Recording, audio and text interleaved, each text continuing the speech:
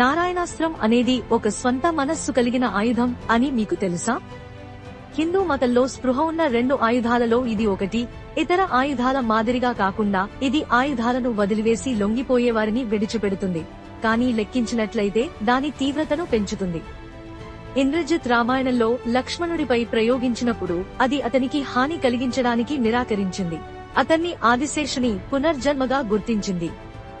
నారాయణాస్త్రం కూడా హిందూ మతంలో పాశుపదాస్త్రం తర్వాత 2వ అత్యంత శక్తివంతమైన మంత్రం ముక్త ఆయుధంగా పరిగణించబడుతుంది. అయితే భగవత్ పురాణంలో వివరించిన విధంగా అనిరుద్ధుడిని రక్షించేటప్పుడు శ్రీకృష్ణుడు మరియు శివుడి మధ్య జరిగిన యుద్ధంలో శక్తివంతమైన పాశుపదాస్త్రాన్ని కూడా ఎదుర్కొందని అనేక తరువాతి వివరణలు వెల్లడించాయి.